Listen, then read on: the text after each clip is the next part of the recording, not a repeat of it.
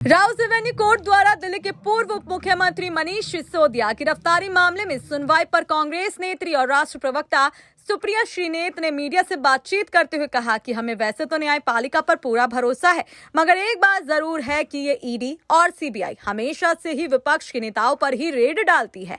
और रही बात आबकारी नीति की, तो बीजेपी के सांसद और विधायक सदन में क्या कर रहे थे जब ये नीति कोरोना काल में बनाई जा रही थी, जिस समय दिल्ली की जनता ऑक्सीजन के लिए मर रही थी। साथ ही केंद्रीय मंत्री अनुराग ठाकुर को गोली मार ठाकुर बताते हुए कहा कि राहुल गांधी पर ऐसे बयान देना इन्हें शोभा नहीं देता, क्योंकि ये वही लोग हैं जो 2014 से पहले कहते थे कि हमें शर्म आती है कि हम भारत में पैदा हुए हैं।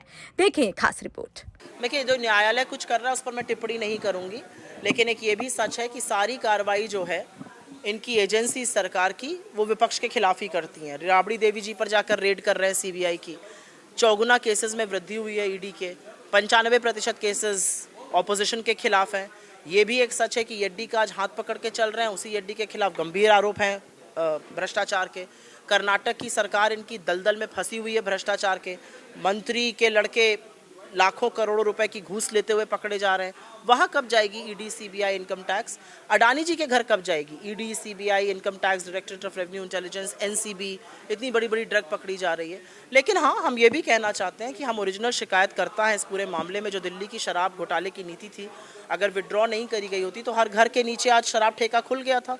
महिला सुरक्षा और अराजकता को तो ताव पे रख के ये बात करते हैं। एक ये भी सच है कि जब दिल्ली बिना ऑक्सीजन के जूझ रहा था जिंदगी और मौत के बीच में, तो ये शराब नीति बना रहे थे। और कहाँ थे ये बीजेपी के सारे 7 सांसद और 8 विधायक और इतने काउंसलर? क्यों नहीं ये सामने आए तब शराब नीति का विरोध करने? अनुराग गोली मारो ठाकुर का अस्तित्व ही राहुल गांधी के खिलाफ बोलकर कायम है। अनुराग गोली मारो ठाकुर अगर इतना गंदा भाषण नहीं देते स्टेज से और दंगे नहीं भड़काते दिल्ली में, तो वो राज्य ही मंत्री बने रहते। वो कैबिनेट मंत्री बने ही इसलिए हैं कि उनकी कुवत थी दंगा भड़काने की और इस तरह की ओछी बातें करने की।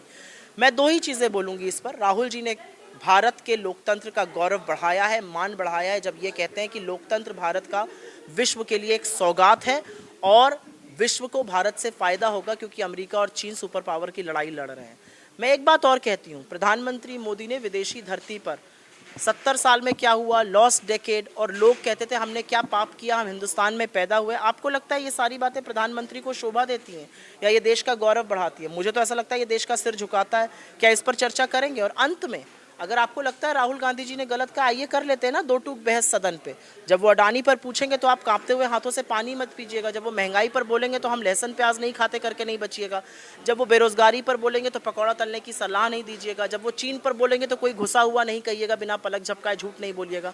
तो मुझे लगता है इसमें कोई संशय नहीं है और भारतीय जनता पार्टी इस तरह की बातें करेगी और कुछ चरण चुंबक मीडिया में उसको और आगे बढ़ाएंगे। इसके अलावा राउस रेवेन्यू कोर्ट द्वारा सिसोदिया की गिरफ्तारी मामले में 14 दिन की न्यायिक हिरासत पर भेजा गया है। साथ ही आप द्वारा कांग्रेस पर बीजेपी पार्टी का ऑक्सीजन के आरोप पर दिल्ली कांग्रेस प्रवक्ता और मीडिया विभाग के वाइस चेयरमैन विक्रम लोहिया ने क्या कुछ कहा, देखिए। ये जो कार्रवाई हुई है, आज कोर्ट का ऑर्डर आया है, इसका सम्मान होना चाहिए।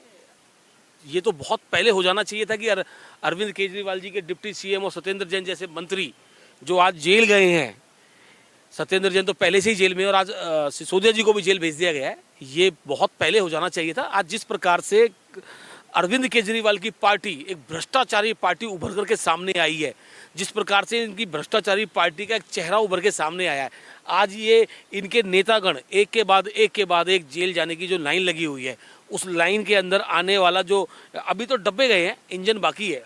अभी अरविंद केजरीवाल की भी बारी आने वाली है, अरविंद केजरीवाल जी भी जेल जाने वाले हैं।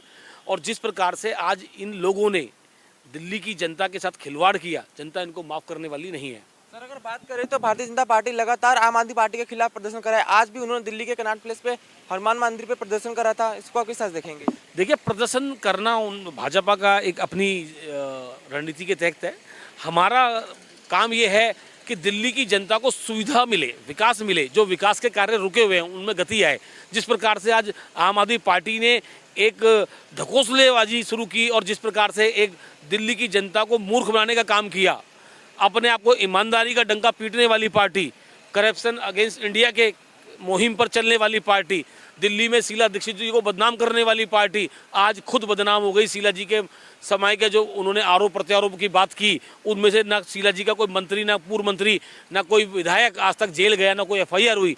इनके नेताओं के ऊपर तो रेडें हुई हैं, एफआईआर हुई हैं, इनके जो है कुकर्म उभर के सामने आए हैं। तमाम जनता ने, देश की जनता ने देखा, दिल्ली की जनता ने देखा है।